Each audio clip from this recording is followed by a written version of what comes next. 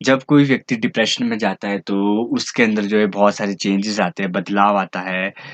जैसे कि वो बहुत ज़्यादा थकान महसूस करता है और जो इसका मन भी बहुत उदास रहता है। उसे एंग्ज़ायटी फ़ील बहुत ज़्यादा होती है और वो जो है बहुत ज़्यादा चिड़चिड़ा हो जाता है और दूसरों से भी अलग रहने लग जाता है। मतलब डिप्रेशन जो है दिमाग से शुरू होके पूरा आदमी के पूरे शरीर को कंट्रोल कर लेता है। तो जैसे कि अभी उसमें बात डिप्रेशन पे कर बात चली है, तो जैसे जो इसके मेन कॉजेज़ है, जैसे ओवरथिंकिंग, नेगेटिव थॉट्स, मतलब इन सबको कैसे कंट्रोल में लाया जा सकता है? इसके बारे में अगर आप कुछ कहना चाहें? मेरे हिसाब से अगर सोचे तो एक सबसे बढ़िया आइडिया तो यही है कि अगर आपने ओवरथिंकिंग वगैरह, नेगेटिव माइंडसेट या फिर नेगेटिव थिंकिंग जो है, इन सबको कम करना है, तो एक तो ये है कि आप संदीप माहेश्वरी की वीडियो जाके देख सकते हैं यूट्यूब पे।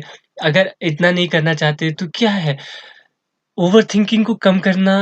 ओवरथिंकिंग मतलब ये है कि हमारा दिमाग हमेशा काम करते रहता है। हम हमेशा सोचते रहते हैं, कुछ ना कुछ तो सोचते ही रहते हैं। अभी भी मैं बोल रहा हूँ, तो मुझे क्या बोलना है ये भी मैं सोच रहा हूँ, है ना? तो ये है कि हमारा दिमाग काम करते ही रहता है, हमेशा काम करते रहता है। हम कुछ ना कुछ सोचते ही रहते हैं। तो ओवरथिंकिंग ये तो नहीं मैं अभी सोच रहा हूँ ना, ये तो ओवरथिंकिंग नहीं हुआ, है ना? ओवरथिंकिंग क्या होता है? ओवरथिंकिंग मतलब हमारे जो विचार है ना, उनका वो आपस में मिल नहीं रहे, उन पे कॉन्फ्लिक्ट पैदा हो रहा है कि हमारे 2 विचार हैं और उसमें हमारी अलग-अलग राय है, तो उसपे हमारा जो दिमाग है ना, वो बहुत ज़्यादा प्रेशर डालता है, जिसकी वजह से हम डिप्रेशन में चले जाते हैं। मतलब ओवरथिंक करना यही हुआ ना कि हमारे दिमाग में 2 तरीके के विचार हैं और वो आपस में कॉन्फ्लिक्ट कर रहे हैं। उनमें हमारे को क्लैरिटी नहीं है, उस थॉट के लिए हमारे को क्लैरिटी नहीं है। अगर क्लैरिटी होगी तो क्या दिक्कत है उसमें?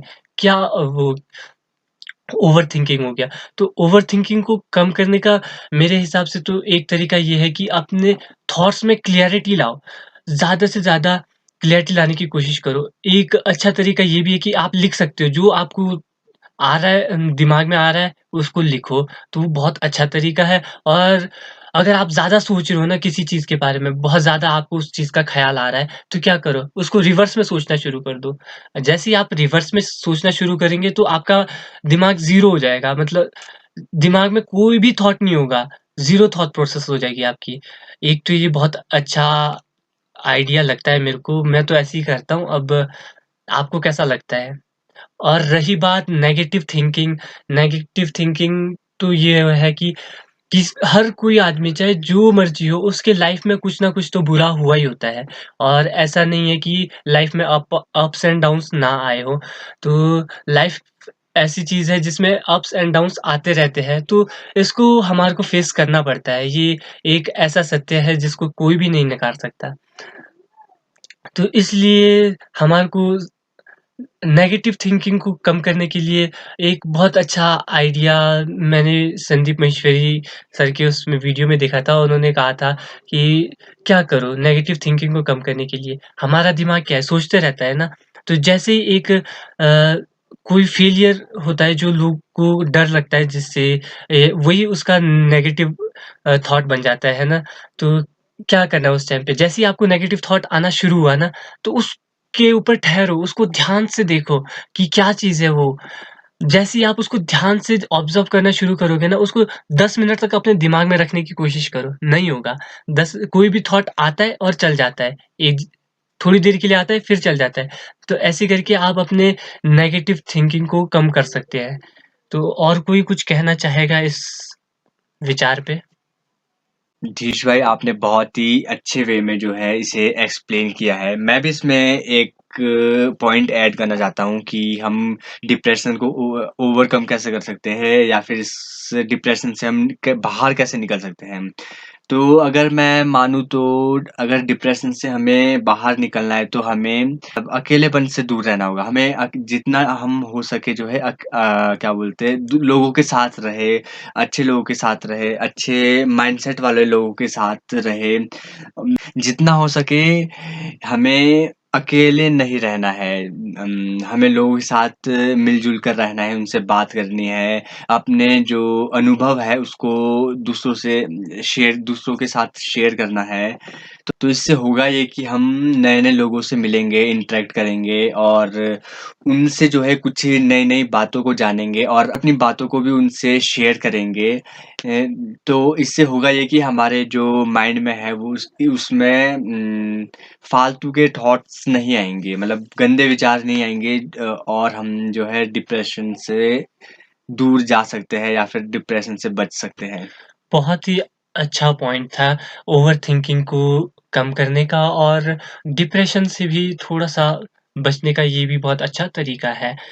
और कोई और कुछ बताना चाहेगा? और जैसे कि अभी बात चली कि नेगेटिव थॉट्स की। नेगेटिव थॉट्स आने का सबसे बड़ा रीज़न जो मेरे को लगता है वो है लैक ऑफ कॉन्फिडेंस।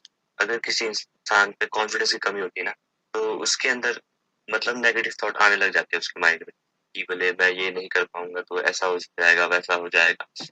तो कॉन्फिडेंस भी मेरे को लगता है कि नेगेटिव थॉट्स आने का एक बहुत ही बड़ा रीज़न है।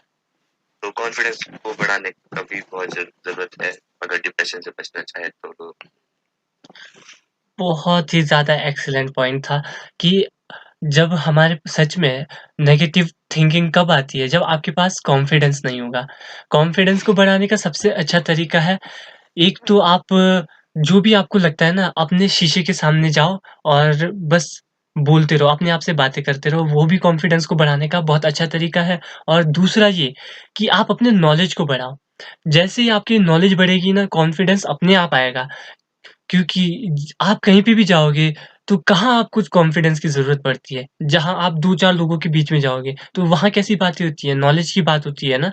तो अगर आप मतलब बुक्स पढ़ोगे, कहीं कुछ भी करो, बस नॉलेज की चीज़ें पढ़ो या वीडियोज़ देखो, तो जैसे ही आपके अंदर नॉलेज आएगा ना, तो कॉन्फिडेंस अपने आप आएगा। अगर कहीं पे भी जैसे आप स्कूल के बच्चे हो या फिर हाँ, स्कूल के बच्चे हो या फिर कहीं पे कॉलेज वगैरह कुछ भी करते हो आप, तो अगर मान लो स्कूल के बच्चे हो, तो अगर आपको टॉपिक बोलना है ना, तो आपको अगर उस टॉपिक के बारे में ए टू ज़ेड आता है, ए टू ज़ेड ना भी आता होगा पर ठीक-ठीक जैसा आता है, तो आप फुल ऑन कॉन्फिडेंस के साथ बोल सकते हो उस बारे में। ये तो नहीं सोचोगे कि अरे यार! मुझे नहीं आता है, तो कैसे बोलूँगा मैं? ऐसा नहीं होगा आपके साथ। तो नॉलेज के साथ कॉन्फिडेंस अपने आप आ जाता है। तो बहुत ही अच्छा पॉइंट था ये भी। और कोई और कुछ ऐड करना चाहेगा? कॉन्फिडेंस बढ़ाने का मेथड है कि आप नोट्स लिखो, उसको पढ़ो और कुछ ऐसे पढ़ो कि अगर आपको मन नहीं कर रहा मन नहीं कर रहा पढ़ने का, तो आप कुछ और पढ़ सकते हो। जैसे कॉमिक्स पढ़ लो, मज़े के लिए, कॉन्फिडेंस के लिए। बहुत चीज़ें फन डिप्रेशन भी उससे दूर हो जाता है। अगर आप कॉमिक्स पढ़ोगे या बहुत अन्य चीज़ें हैं पढ़ने लायक।